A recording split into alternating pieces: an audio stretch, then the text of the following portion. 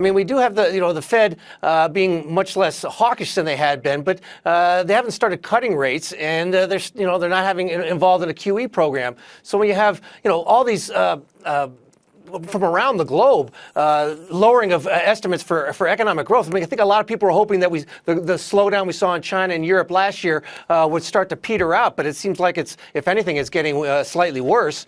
And then, of course, we're seeing a little bit of a slowdown in the U.S. and the same thing in earnings. Right around just after Thanksgiving, earnings growth expectations for 2019 were about a 10% growth. Those have already been cut in half in just over 2 months, down to 5%. Some people even have it at zero. So without that kind of pickup in fundamentals, I think it's going to be hard for the market to rally much further after that big bounce. All right, so I want to ask you this then. What's our leader then? Who's going to be sort of the sector or the stocks that step up? Obviously, the FANG stocks were the market leaders for a long time.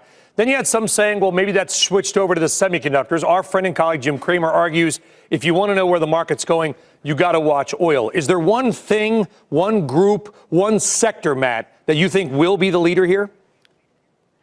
Well, either up or down, by the way, could lead us down, too, is my point, not just leader in a good way. I think on the leadership side, I had to say just one, but I do believe both of the ones you just mentioned are going to be very, very important. We see the correlation with crude oil has been incredibly strong over the last year or more. Sometimes that kind of goes in and out, fades in and out, but usually once it gets a strong correlation, it lasts for a while. And then, of course, the semiconductor, the thing about in the tech area, I definitely think we're going to move away from that big thrust back into the FANG stocks. We saw that last year when we had the correction in February, when the market bounced out of it, the FANG stocks led the way. This time they're not. They're not underperforming, but they're not outperforming. So I think it'll be more broadly based, which is positive.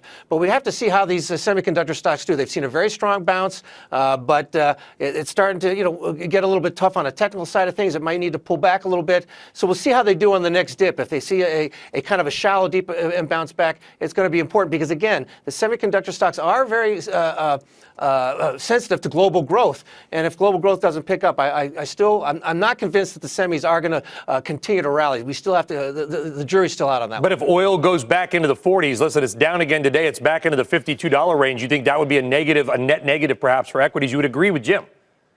Yes, I would, because it does, oil usually is a lot of people talk about supply and demand. For most of our lives, the real issue with crude oil is economic growth. Oil tends to go up when growth is strong and comes down when it is not.